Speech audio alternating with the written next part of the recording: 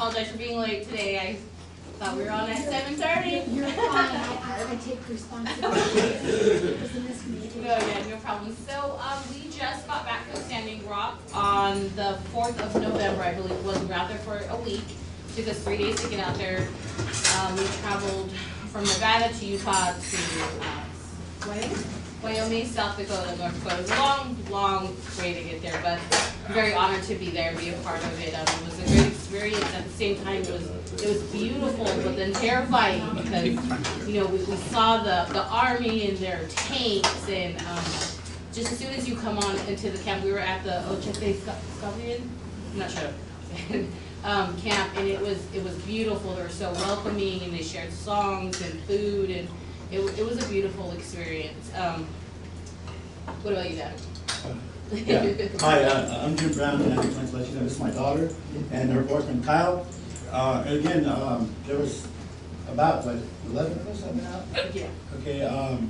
So I actually was so overwhelmed because I tell my daughters, we tell them stories all the time how I went to Alcatraz at the age of 16 and to participate in that activity. And they pretty much go up with their van and said, "Dad, we're going to North Dakota. Are you getting in, or are you going to just talk?" So I had to make arrangements, and I did that. I actually take care of my grandson who's autistic, and so I spend a lot of time with him. So I got that arranged. It was great, like Elvina said. It was, for me, the first time I've been out there to North Dakota, the great thing is there wasn't snow at the time, and talk about beautiful country. The only thing that I was a little concerned, I didn't see many trees, so I'm used to that out here. But great area. The people, I just could not believe how overwhelmed the people were, because everyone was coming from all over the world. I met people from Japan, Switzerland. Matter of fact, the majority of the time, I actually told them, I met 87 people. How about you guys? And out of that 87, only 20 were native from that area. The rest were people from all over asking for stories. So unfortunately, what this comes back down to is something that's been going on for generations: environmental racism.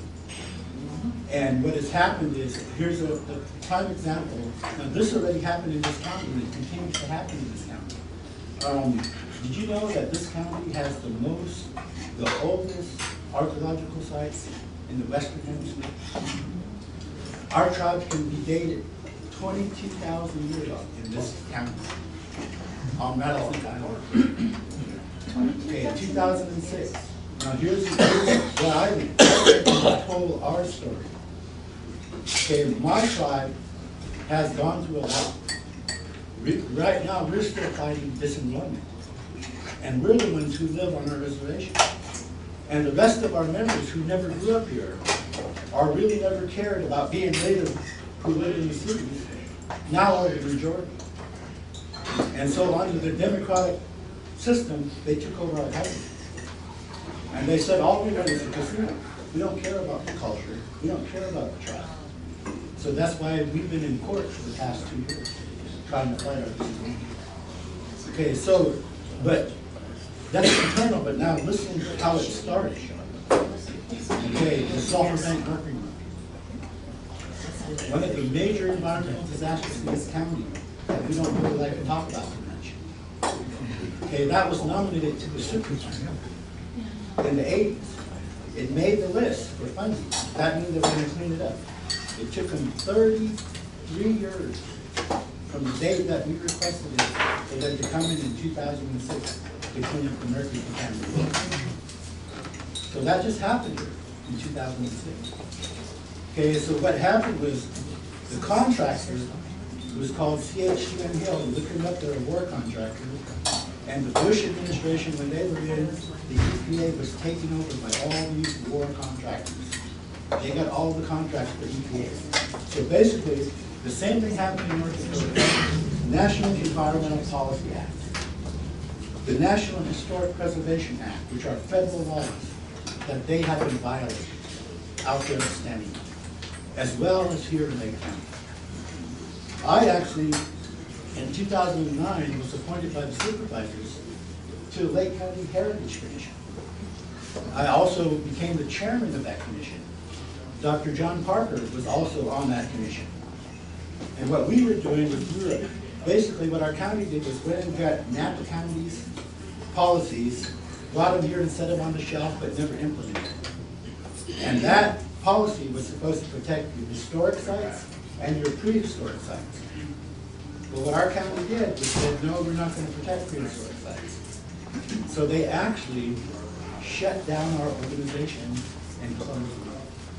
So there is no more Lake County Heritage Commission. See, that's what happened to us just last year. So so these are the environmental issues that why so many tribes mention North Dakota, because that's happening in each of our states. Here in California, we have the California Environment and Quality Act. The number one thing that people do is how to get around it. And this county helps them get around the law. So, see, that's the environmental racism that's going on that people still don't understand. We have sacred sites, a burial ground, that the law enforcement is standing on top of with guns pointing down at the crowd. Now, that's when I got there, I spent most of my time in there with many of the traditional elders. As a matter of fact, I have an old friend here, and Jeff just asked me where I got my filter. And the lady came up and gave it to me out there. She said, you're the chief of your people. You need to go back and start telling what's going on here. And the women actually were in charge of it, the traditional females. And even the tribal chairman tried to throw his weight around, and they pretty much shut him down and said, we're the females, and we're going to tell you that this is going to be a peaceful place. Hey guys, does that sound familiar? Yeah. Familiar enough. Yeah. So again, I think it's a real hard thing for me to take, because here in California, I haven't really run into that type of racism at all. But there are actually people in the towns that were, cussing you out and telling you to go home, and anybody who wasn't from North Dakota, you were a foreigner. And so they actually, I started, to me it looked like an apartheid, because the major highways were blocked, and anybody who was of color was stopped.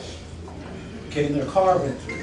So what we had to do was we took the back roads into the reservation, and we weren't stopped. So we got right there. It's just a little bit more, longer taking us backwards.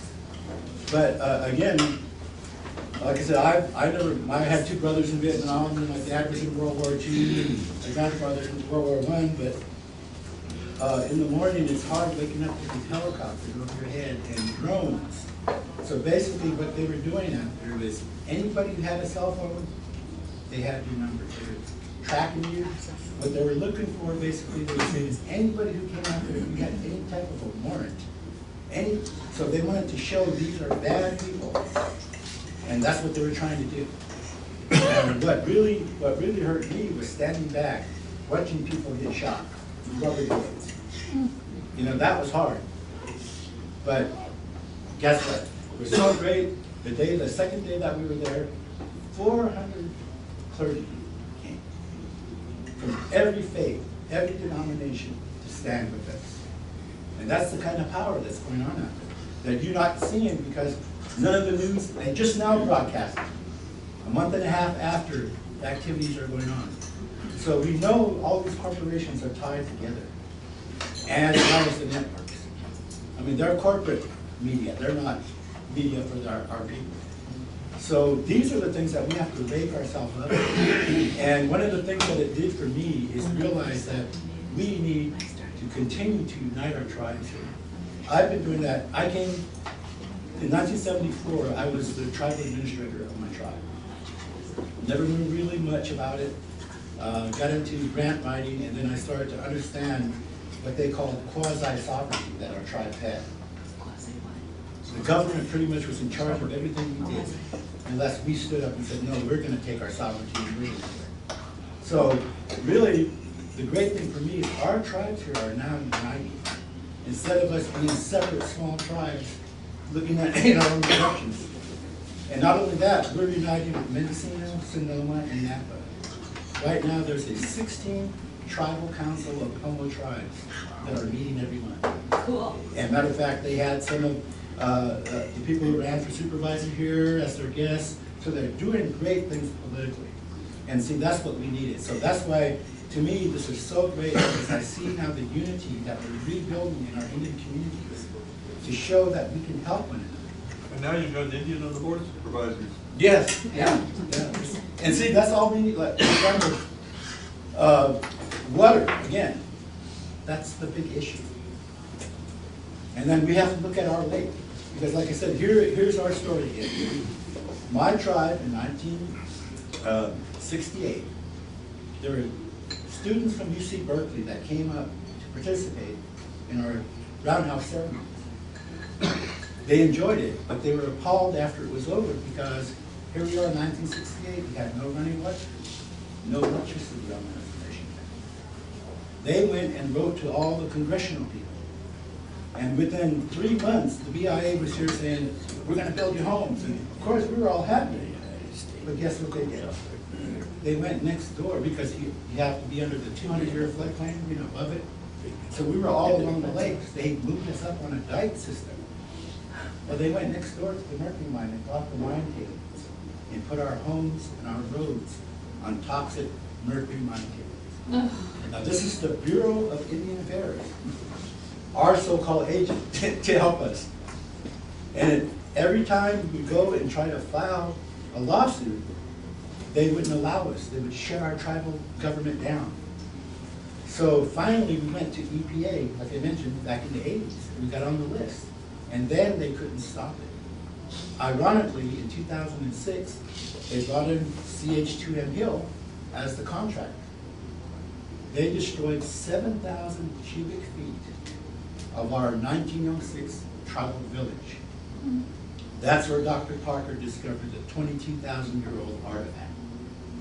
And instead of them following the National Environmental Policy Act, they went and dumped all of the soil into the Herman pit. Okay, see, so that's the kind of thing when our government is saying we need help. There's nobody there to help us. Here's our own agencies doing this. So here's when you're not going to believe this, and I'm having trouble looking through this as well. So what they did was they created these people I'm telling you about that are members. One of them is a BIA employee. They made her the chairman of our tribe. And she disenrolled all of us, the first thing she did. So we wouldn't open up the lawsuit. So here's what happened. Instead of us filing a $22 million lawsuit against the federal government, the EPA and the BIA, my tribe got $50,000 in cash. And we had to sign, the chairman who they brought in signed for $50,000 in cash, and that we would never in our lifetime ever sue the federal government. Now, the other thing we got out of it was 280 acres of surplus land. So that's the settlement. So our whole thing is our government needs to come back, take control, so we can open up this lawsuit back against the federal government. Now, that's why they're preventing us, because unfortunately, the federal government's final. They always have this one last thing they put out where you can't get it. They call it the statute of limitations. Once that statute of limitations runs out, they say we have no right to file, no matter how wrong. So that's what they're waiting on right now. They're waiting for the 10-year period to go by where we cannot, the statute of limitations will be out. So again, I know I strayed away, but I want you to understand, see, that's what is happening in all the Indian communities. And it's these federal laws that are not being implemented. And we have to understand, the federal government has to come in and enforce those. What they do is they leave them up to the counties. And most of the counties really are against Native people because they feel the sacred sites are holding up progress and holding up their jobs and stopping them from making money. Yet we proved in our council that, did you know that you can get a tax break if you have a Native American site on your land? There are several things that you could do, but nobody wants to see those happen. So again, we have a big community here in Lake County, non-Indian community, that really wants to address these issues. So right now, that's what I feel so great about is it's not just tribal people understanding this issue, this environmental issue. It's all of us because it impacts, we're all water. You know, without water, what are we? So anyway, in finishing, I just wanted to say one thing. I would like to thank, thank you for being invited this year, first of all. But Judge Freeborn, I mean, I've known Judge Freeborn for quite a while, and I'm actually the tribe's historian, and actually, Judge Freeborn is a part of our history. Did you know that in the 60s, late 60s, my uncle actually was arrested by Fish and Game for fishing without a license. Took it to court. The judge saw the water rights, where it says that we have exclusive rights to fish without a license in this lake. It became obvious that the laws that were in existence hadn't screwed the Indians out of that right at that point, so they still had it, and they've had it for a zillion years. Go fish in the lake right near their places, and she picked the right thing to do. Yeah. Those that I like to tell people, those are the victories that we see. Now here, a good example, January 3rd, guess what it's going to be? One of the biggest victories for Native American people. You know what that is? Our first Native American supervisor is going to take office, no assignments. You know, so look at how many of us have waited for that. I mean, I even ran, and I knew I didn't have a chance because there were 8 people out with me. But the whole point was I wanted to bring out the issue that why are the Native American tribes here being excluded in the economy? You know, right now, a good example, I don't know how many of you know about our Lake County Community Radio program, KPFC, but I've been on there for 20 years. Every Tuesday from 5 to 6, I do Native American history and culture, my wife. And so we think it's so important. That's what we have to do, and we still go to the schools.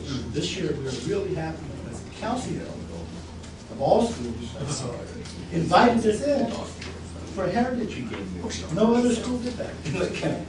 So we had young people go and see, those are the types of things we have to understand. Steve, down at the community college, do you have a program that does that, or might you have one? We're working on it. And in March, we are going to be doing a Native American event. Okay, so again, see, we have a lot of history here, and it's just, like you said, we just need to share it. The other day, I was talking to people, because the South Shore Little League, I'm a coach, and I coach girls fast pitch. And I was telling all their parents about how my dad used to tell me about the stadium that was here in Austin. I bet, how many remembers the hardball stadium? And Joe DiMaggio and his team would come up and play. And they would talk about the Indian teams, the hardball teams at that time. So I have a lot of that history, and what we're looking at doing is opening up. We actually want a Native American museum and cultural center to be here in Lake County. But we're looking at opening up a virtual museum to start out with. So that way people can go in and look at that website and see some of the traditions. So again, I can go on forever, as you know, I got ready. So, is there any questions that I can ask maybe about Standing Rock or any of the local issues here? There has been a change of executives in Washington, D.C. now. Are you anticipating any changes in your position in the Native American? Yes. We unfortunately, it's all again dealing with the environment, and President-elect Trump, he's really not an environmental guy. He's exploiting the environment. So that's the problems that we're going to probably have. And the main thing, though, there are federal laws already set. The thing is, you need the enforcement. And to me, it needs an enforcement arm. If it doesn't do that, then they let it up to the local people and they don't follow the law. So anyway, that's what I'm saying. And but again, you know, like I said, there's just so much happening out there in the Indian community. It's just a great time to me because, like I said, there were many people I met. I've actually done 5 interviews with newspaper outlets, but they were all from the East Coast. Nobody from the West Coast. So it was, like I said, when we got to the heavy, like 3,500 people. Yeah. And it was growing. It was, you know, more and more people were coming in. You can actually walk in as you are right now, and you can get a sleeping bag, a tent. They got things to take care of you if you come there to support them. And they're I organized. did take both of, I have 4 children, I took my 2 older sons, they're 10 and 11. They also have a school there for the kids to attend, so it was, my kids were actually kind of too shy to go up to the school, but it was really interesting just what they provided there. It was a great experience. And you know, one last thing I wanted to say too is that I never got to talk to anybody in, you know, like the law enforcement, that were having a problem with anything like that, but many of the people there, they always pray for the officers. They can continue to do that and say, you know, we're not here to fight you. We just want you to know that this is where we stand here. And we're trying to do it in a peaceful way. And you know, it kind of reminds me of like the progresses that we make. Back in, the first time I was ever chairman of my tribe was back in 1998. And one of the first things I was able to do was get 2 of our tribal members to go to the police academy. Go to work. Those 2 people are still in law enforcement. One of them is Lyle Thomas, you know him as the Lake County Sheriff, and the other one is my nephew named Elvina Brown. He is now with the Highway Patrol. So we are very proud of them. And to me, see, that's one of the biggest concerns because Sheriff Mitchell was here at the time. And my point to Sheriff Mitchell was, we need these guys to go into the Indian communities to make, you know, friends. But nobody really kind of, they never did that. They just kind of let them be officers. So anyway, that's the last thing I wanted to say about that. Jim and others, I've got a question. I understood that on Sunday that the Army Corps of Engineers denied the permit in order to dig. And I'm wondering from you folks what you know of what that means. And unfortunately, I heard that the company said, oh, we're going to dig anyway. We don't care about how much it'll cost us. We've got money to burn, and so we'll do it anyway. So I wanted to know from your point of view what you know about that, and I want to hear from Kyle. Yeah, I think that I think there's a $50,000 fine for not complying with that ruling from Obama. So it is just a little bit of money that they're having. So it's a small victory for us to have Obama to deny the easement, which is something that we've been asking him to do for a long time now. And it just, it's kind of sad because Obama came to Standing Rock and talked about all these things and all the injustices that have happened to me in particular.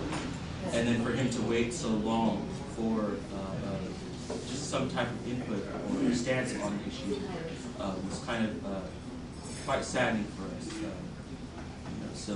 But yeah, Jim, do you have anything to add to that? Yeah, again, see, that's always the problem is those fines aren't heavy enough for the companies to even say, all right, we've got to stop. The biggest thing that has happened, the best thing that's happened, from what I understand, there's been so far 7,000 people who have taken their money out of the banks. And they're doing that on the meth. I've seen so many videos of them walking into banks and saying, because you're with the pipeline, we're taking our money out and we're going to the savings and loan. So a lot of the people are reacting that way, and they're going to feel it, the financial. So that's one. And what was it for was it 2,000 or 2,500 veterans who also? Can you hear down there? No.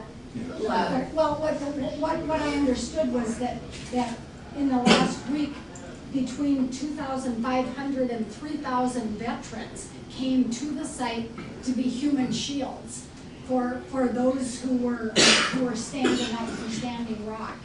And I just wept thinking that kind of support that said enough. And it was good. There were 2,000 vets.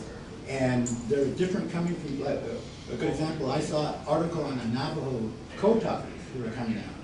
And they were actually denied leasing the airplane to go out there. So they end up renting the bus.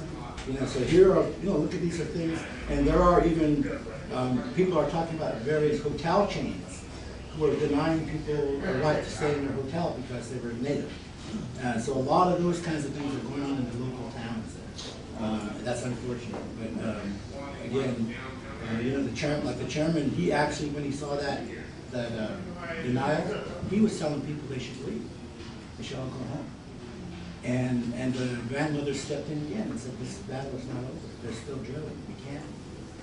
So again, those are the types of things that are happening on the ground out there. And glad that I have direct connections. And matter of fact, we've been, the Rizika family did a fundraiser up in Victoria, and a few other people were involved with that, I think. And they did a great job. They raised $2,900, and they're buying butane heaters, and they already just sent them out. So we have a guy from Upper Lake named John Hodges. Matter of fact, he's a great entertainer as well. He's really helping. He lives in Wyoming, but he graduated from Upper Lake High School. And Go Cougars. yeah. So he said any connection, anybody wants to go, he's got a place in Wyoming for you to stop off and rest and all of that too. So he's really helping out. So we've got a lot of great people. Like you know, the Rizika family is very big here, and they've done a lot. Matter of fact, the elder Rizika said he hunted out there for many years and ended up buying property. And he was just so overwhelmed with what they were doing, so he's giving them all the support. Thank you, Nancy. So anyway, that's, I guess, unless there's any other questions. Before you got here, to fill up a little time, I did describe a little bit about how Cliff and Mark go there hunting. Okay. Would you describe for everyone what the community of Standing Rock has done for their economic development, and maybe the hunting, you know, the recreation, the casino? Tell a little bit about, I think, the way I understand it, I haven't been, guys have been, how it compares with Lake County. Well, again, I don't really know as much about the economy and stuff, but I was so overwhelmed when I went there because it's Fort Yates, North Dakota, basically. And when you drove in, the first really nice building you saw was the Sitting Bull College. And wow, what a nice little community. It was almost like the size of Yuba over here, but it was a Sitting Bull College. And then we went into, we actually saw the memorial, we all, Sitting Bull. So we got to go right there next to the river. We also went, they got a beautiful building, a tribal center, a 2-story tribal center. So the community looks like they're doing well. I don't know how, where most of their finances are, but I know they have a lot of land, and they have a lot of people leasing those lands, so they get money there as well. But it kind of looked funny when we got in there, because right through the town you see the pipeline lane, but that's where it stopped. So from what I understand, there's only one little area that they had to go under the water, and that's where they were stopping. And that was where what they call treaty lands. See, and anything that's called treaty lands has to get approval by the tribe before somebody can do it. And that's what they didn't do. This company did not even file a claim, or nothing like that ever occurred. So again, these are, like I said, just big things. I think it's very important that this happens now, because we all have to unite under our environmental issues that we got coming. And I don't know if you guys seen that change in the weather, but I'm seeing it. And there's a lot of people out there, some homeless people that are suffering right now. Matter of fact, when I was out there, I felt bad because they had like a tent full of clothes, and they wanted us to bring them home and give it to the homeless, because they were, like shorts and it's not stuff for the winter. But they're getting so much donations. They actually, they said they're now the largest town in North Dakota, the largest populated town actually, Standing Rock is. So anyway, there's just a lot. Yeah. I do know that they're asking people not to send stuff, and if you go on standingrock.org, you can donate. This is the season for giving, and what I'm personally doing is that's what my relatives are getting for Christmas is a donation to Standing Rock. So that's, standingrock.org. And the money goes directly to even letter out there, Standing. Yeah, there are, like you're saying, there are direct websites that I would recommend instead of, going to other sites.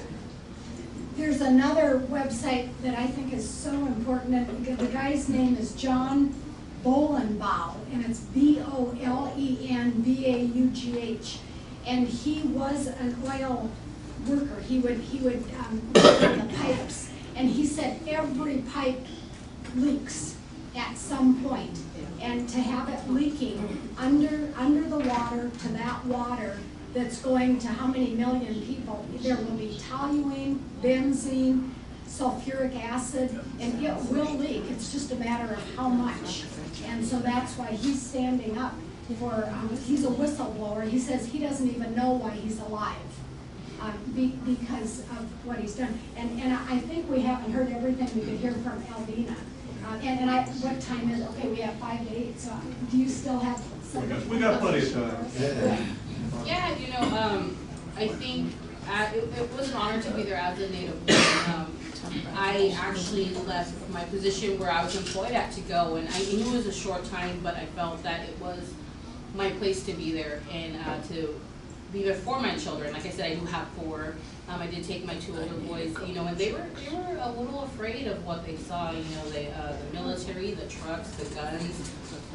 We actually, the one morning we went up to pray, and we actually went onto the bridge. And the bridge, it had a bunch of like dump trucks, burnt dump trucks.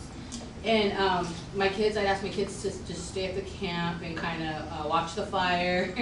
But we went up and we marched with them and we prayed. And later that evening, they had it was when the journalists got hit with the rubber bullets, and it was really scary to know that, you know, it's just, we were right next to the pipeline and that's where it was happening at. And I wanted to be there and be a part of it, but then there's that fear of, I don't want to get hurt. You know, I brought my kids out here, I don't want my kids to get hurt. But, you know, we were there and we did what we could. It was kind of scary. You know, they had planes flying overnight, overhead at night with no lights on. They were extremely low. You could hear them just going by and going by. And it was a wonderful place. The experience meeting people, you can just go and they have called food at different hours. You don't have to bring your own food.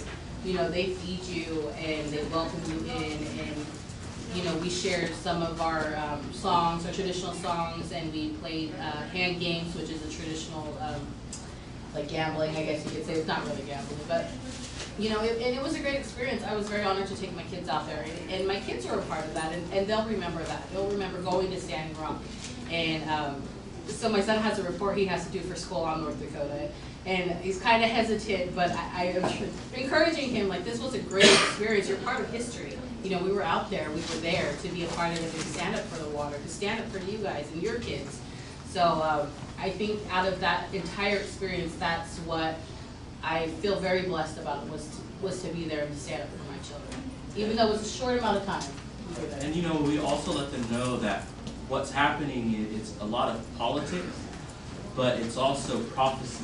It's been prophesied that this pipe would go through if we didn't come together in a peaceful way. And so we try to tell our kids, to let them know that there's a lot of politics at play, but this is a spiritual battle as well. And you know, it's been said that the head of the snake, where the brain sat, is in Washington, D.C. And the heart of the snake is in Texas, where all the oil companies lie. Those are the ones that are profiting from this at our expense.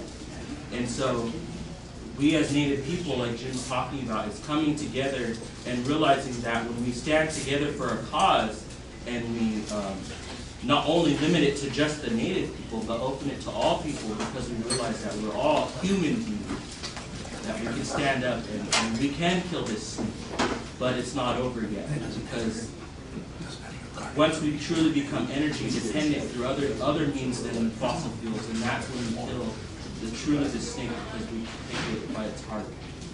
But you know, it's going to take a lot of time, and so we realize that. And it's also been said, you know, Jim was talking about the women, that through this process, the children would rise up. And we see that when the youth runners that ran from Standing Rock to Washington, D.C. to tell President Obama and tell Hillary Clinton, all the big political figures, to let them know what's happening. And so when the youth would stand up and rise, the women would stand up behind them to support them in the cause. And then once the women stood up, the men would stand up behind the women to support them. And so we're letting our children know that you're an important part of this process.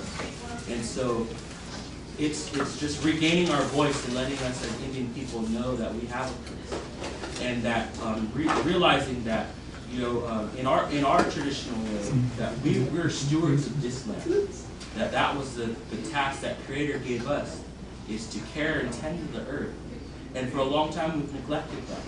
And it's been for certain reasons, some of our own causes of that. But a lot of times, the way that things are set up, it also suppressed us from the criminal leaders.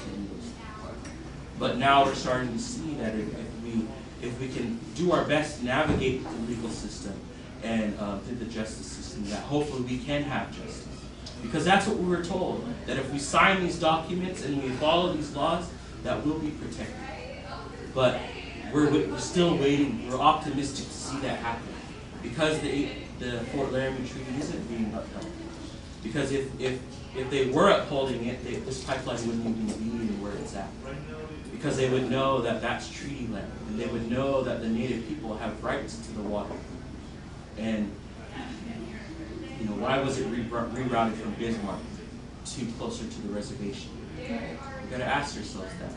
And the tribe released a recording stating that in 2012, well before the pipeline was even being built, that they had a standing resolution that they would never support a pipeline to go through the reservation land, and that they still honored the Fort Laramie Treaty as reservation land. And you know, there's all these talks in the media that they had, Standing Rock had multiple opportunities to voice and come to the table. But if the tribe said no the first time, why would we change our mind 7 or 6 other opportunities? When we have a standing resolution that our tribe says we will not support a pipeline going through our territory, well before a pipe was even laid. So it just goes back to being misinformed by the media, being misinformed by the corporate organizations, and so we're trying to just put it out there, because we've been out there, we've seen it firsthand, that you know, not everybody, we can't say that 100% of the people in the camp are there for the right reasons, but I can say that the majority of the people are. That every time that we woke up, when we were woken up to go in prayer, to make sure that when we went to the front lines that we were there in a good way. And one particular incident where there was a gentleman that came from behind the front lines, and he was decked down in riot gear. He had his mask on, his helmet, and they said, "We're not here for you. So you need to take those off, or you need to leave." And he refused, so they called in security and made him leave. And when I saw that, it made me realize the misinformation that's getting out, the misinformation that's getting out. You know, and so I can say firsthand that when we went out, it was for peace, in peaceful prayer, for the right reasons. But I can't say that everybody is, but that's the same with law enforcement. Is not everybody in law enforcement that are doing bad things. So we can't hold them to that, because we have to also hold ourselves to that standard.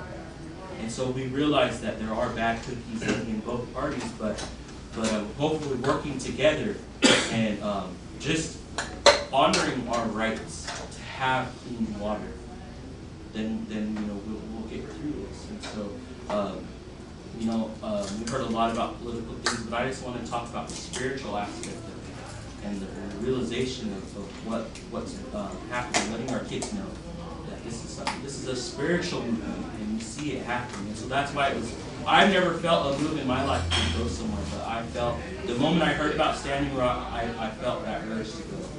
And then we had the opportunity, and it was no hesitation on if we could go. How can we get there? And we said we're going to go. And we pulled our money together and made it happen. And it was a struggle, but once we got there, it was so funny. As I was driving, I actually was able to drive onto the reservation. And I'm from Elk Creek, so I don't know if you guys know where that's at. It's a very small community. Everybody waves at each other. And so when I got with Elvina, I moved over here, I waved at people, and no one would wave. And so I just have this joke where I'll wave at people and not expect to wave back. But as soon as we got onto the reservation, the first car was passed, they waved at us. And I got so excited for that. It made me feel at home. And that's how we as Native people feel when we go to our no matter what reservation we go to, that's how we feel. And so it was beautiful to feel like that. And then when we got onto the camp, we pulled in at night. It was about 8 o'clock at night or 9 o'clock at night. And so we're pulling in and it's dark. And the first person that greeted us was a relative from California. And he's a young man. I believe he's in his 20s, maybe in his 20s. But he's been out there this is his 4th month out there. He went with his mom and felt the need to stay. And so he stayed. And he's still out there. And it's really neat to see our young people standing up for something that's good. Because he could be out doing drugs, he could be going out and doing bad things, but he's standing up for his people and representing our people here in California. He's doing his part there. And so it's beautiful to have him meet us and give us a hug. And then he invited us, somebody donated a teepee to him, and so he invited us to his camp to stay. And so that's what we did, and we took care of him. So whenever we cooked a meal, we made sure that we had a plate for him. Just to show a little bit of thanks for what he's doing. And we can all do that, like you're saying, donating. That's something that we can do. But another thing is just to offer prayer for the people there, and also offer prayer for the police officers that are there, because there's a lot of trauma happening, a lot of things, PTSD that's going to come out of this, and the police officers are also going to deal with that. And so we ask for prayer for them, so that when they go home to their families, that all the things that they see, and later on down the road, the things that they've been a part of, that we know that there's going to be a struggle. And that's why we called upon the veterans to come, because they've experienced that. They know what that's like. And for moms and grandmas to see that, they don't know how to process it. Because it's not a war zone, but it feels like one. When you see the police in their riot gear and in their armored vehicles, it feels like that. And so we asked our veterans to come and stand for us, help us, because they know they've been through that. They've seen those things. They've seen war zones. And so it's nice that at the camp they have a teepee where people can go to talk to somebody. They have professionals there that are donating their time, therapists and counselors that are available for people to go and talk to. And another beautiful thing is they have a fire at the main entrance. And any time that you go onto the front lines and you've experienced something, you can go and offer tobacco and ask your Creator to take those things from you. And that's how it's a beautiful movement. It's a beautiful thing to see that when we do it in prayer, the things that we can do. But it's a small victory of Obama signing that to not move forward. But we know that the fight continues, but that as long as we do it in a prayerful and peaceful way, that we will see justice, because that's what this country was founded. You follow the rule of law and you follow the laws, you will have your rights on it. So we're waiting to see that happen, but we can all be a part of that. And I just wanted to share that. Question, if I may, and that was a very good presentation, but it's been mentioned that the line was going to go under a lake. I've also heard it was going under the Missouri River, which is it? Now, the Missouri is the largest river system in the United States. And if it gets into that, of course, it's all the way downstream, all the way to the Gulf and what have you. Is it a lake or is it the river that's going to be potentially affected? The river. Both. The river. But see, there's a little lake area by the tribe that they're trying to go under that too as well. So the lake is tributary to the river, it Yes. says? Okay. So it's all a package, all right. Any other questions or observations? Yes, Liz? No, I'm just waving at Oh, all. okay. You can see her. Oh, wait, back at her.